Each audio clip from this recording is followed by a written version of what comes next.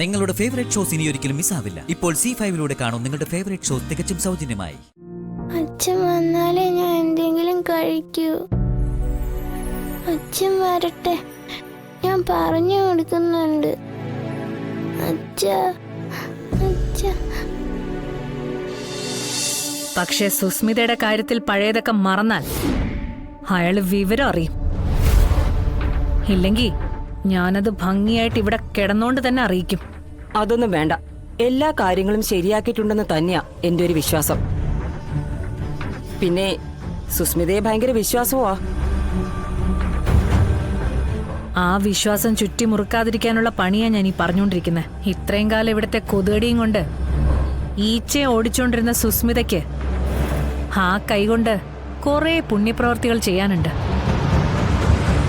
പുല്ല്, അങ്ങനെ പറഞ്ഞ കർത്താവ് തമ്പുരാൻ പൊറുക്കില്ലല്ലോ. കാരണം കുഴിമാടത്തി പച്ചമണ്ണ് വാരിയിടുന്നതിന് ആരെങ്കിലും പുണ്യപ്രവർത്തി എന്ന് പറയോ? ആ ഒരു പേടി മന്ത്രിക്കുണ്ട്. പുറത്തിറങ്ങിയാൽ സുസ്മിത പക മനസ്സിൽ വെച്ചുകൊണ്ട് നടക്കാനുള്ളതല്ലല്ലോ, അതെരട്ടിക്കിരട്ടിയായി തിരിച്ചു കൊടുക്കാനുള്ളതാ. എരിഞ്ഞുകൊണ്ടിരിക്കുന്ന കനലിലേക്ക് ഒരു അല്പം വെള്ളം തളിച്ചു കൊടുത്താ അത് രണ്ട് രീതിയിൽ പ്രതികരിക്കും. ഒരുപക്ഷെ അത് ചിലപ്പോ കെട്ടുപോകും, ഇല്ലെങ്കിൽ ആളിക്കത്തും. മുൻപുണ്ടായിരുന്നതിനേക്കാൾ തീജ്വാലയോടെ കത്തും. എല്ലാം ഭസ്മമാക്കാനുള്ള കത്തൽ. ഞാനിപ്പോ ഈ ഒരു അവസ്ഥയിലാ. ആശ്വസിപ്പിക്കാൻ പറയുന്ന ഓരോ വാക്കും തിരിച്ചടികൾക്കായുള്ള ചവിട്ടുപടികളാവുകയാണ്. പടപ്പുറപ്പാടിനുള്ള ശംഖുവിളിയും ആരവവും മുഴങ്ങിക്കഴിഞ്ഞു.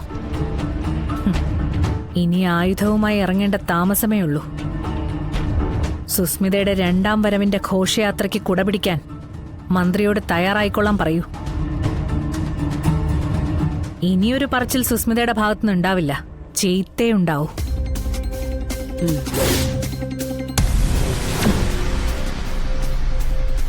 പോയി പറഞ്ഞേക്ക്, അടുത്ത ദിവസം തന്നെ എനിക്കിവിടുന്ന് ഇറങ്ങണമെന്ന്.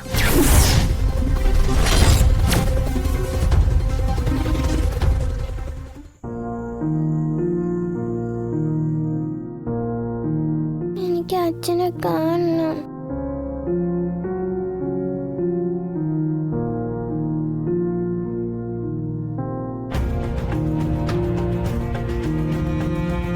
എന്താ സത്യം നീ നേരത്തെ കയറി കിടന്നത്? ഹോംവർക്ക് ഒന്നുമില്ലേ? പഠിത്തത്തിൽ ഇപ്പൊ ശ്രദ്ധയില്ലെന്ന് തന്നെയാ ടീച്ചർ പറയുന്നത്. ഞാൻ പറയുന്ന വല്ലോ നീ കേൾക്കുന്നുണ്ടോ? അത് ഉറക്കമാണോ? അച്ഛാ, എനിക്കെന്റെ അച്ഛനെ കാണണം. എനിക്ക് മാത്രം എന്താ അച്ഛനില്ലാത്തത്? മറ്റുള്ളവർക്കെല്ലാം അച്ഛനുണ്ട്. എനിക്ക് അച്ഛനെ കാണണം. എന്താ അച്ഛ സത്യമോളെ കാണാൻ വരാത്തത്? സത്യമോള് പാവമല്ലേ? മോളെ, എന്തൊക്കെയാ നീ പറയുന്നത്? അമ്മ എന്തിനാ നീ ഇങ്ങനെ സങ്കടപ്പെടുത്തുന്നത്? നിനക്ക് ഞാനില്ലേ? അച്ഛന്റെ അമ്മയുടെ സ്ഥാനത്ത് ഞാൻ പോരെ?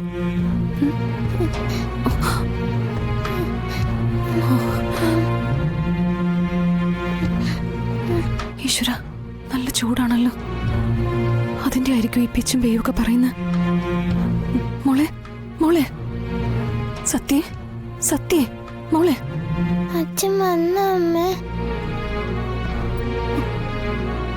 എന്റെ അച്ഛൻ വന്ന അമ്മ. എന്താ എന്റെ അച്ഛൻ വരാത്തത്? സത്യമോളോട് അച്ഛന് ഇഷ്ടമില്ലേ? അമ്മേ, അമ്മേ.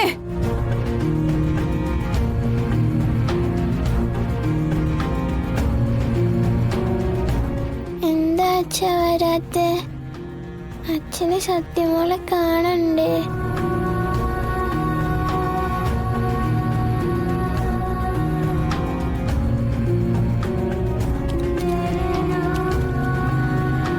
മോളെ, മോളെ, എനിക്ക് അച്ഛനെ കാണണം. അച്ഛ അച്ഛ അച്ഛൻ വന്നാലേ ഞാൻ എഴുന്നേക്കൂ. അച്ഛൻ വന്നാലേ ഞാൻ എന്തെങ്കിലും കഴിക്കൂ. അച്ഛൻ വരട്ടെ, ഞാൻ പറഞ്ഞു കൊടുക്കുന്നുണ്ട്. അച്ഛ അച്ഛ.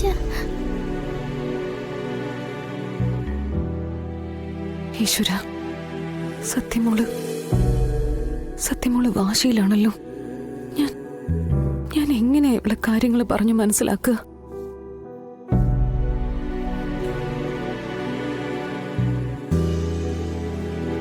വിഷ്ണുവേട്ടനെ സത്യയുടെ അച്ഛനെന്ന് വെളിപ്പെടുത്തി കഴിഞ്ഞ പപ്പിയെ പോലെയല്ല സത്യം. സത്യയുടെ മനസ്സിൽ മാത്രമായിട്ട് ഈ രഹസ്യം ഒതുങ്ങി നിൽക്കില്ല. അറിയേണ്ട താമസം സത്യ എല്ലാവരെയും അറിയിക്കും. അത് പിന്നെ മറ്റൊരു ദുരന്തത്തിൽ അവസാനിക്കും. എന്താ അച്ഛ സത്യമോളെ കാണാൻ വരാത്തെ?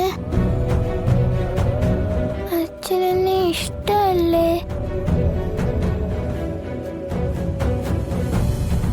സത്യയുടെ അവസ്ഥ എങ്ങനെയാണെങ്കിൽ ഇതിനെ എത്ര നാൾ ഇങ്ങനെ മുന്നോട്ട് കൊണ്ടുപോകാൻ പറ്റുമെന്ന് എനിക്കറിയില്ല. ഭഗവാനെ, കൃഷ്ണ, കാത്തോളനെ, എന്റെ കുട്ടിക്ക് ഒന്നും വരുത്താതെ നോക്കണേ.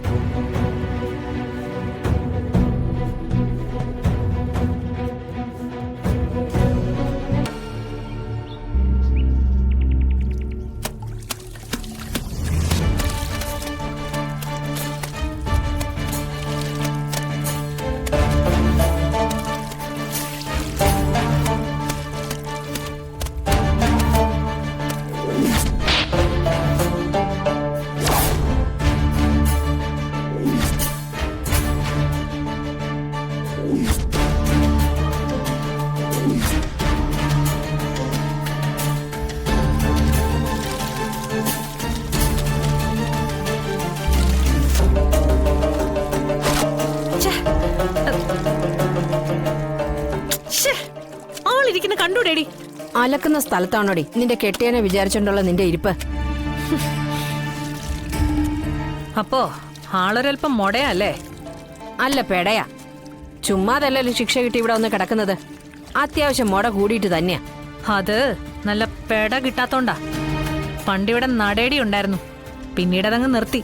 അതുണ്ടായിരുന്നെങ്കിൽ എന്റെ മോൾ ഇത്രയും വായിട്ട് അലക്കില്ലായിരുന്നു. 2 ദിവസത്തേക്ക് മോണേലൽപ്പം പഴുപ്പുണ്ടാവുമായിരുന്നു. പിന്നെ വടിവാളിന്റെ കൈപ്പിടിക്കടിച്ചതുപോലത്തെ ഒരു പാടും. എന്തായാലും വന്നിട്ട് 2 ദിവസം കഴിഞ്ഞിട്ടായാലും നടേടിക്ക് ഭാഗ്യമുണ്ടായല്ലോ. അതാണ് യോഗം. ചിലപ്പോ ഇതങ്ങനെ വന്ന് ചോദിച്ചു മേടിക്കും. നാവ് കൊള്ളില്ല നിന്റെ. പിന്നെ ഞാൻ ആരാണെന്ന് നിനക്ക് അറിയാനും പാടില്ല. ഇനി ഇതിന്റെ പേരിൽ എനിക്കിട്ടെങ്ങാനും ചൊറിയാൻ വന്ന തീർത്ത് കളയും ഞാൻ. മനസ്സിലായോ?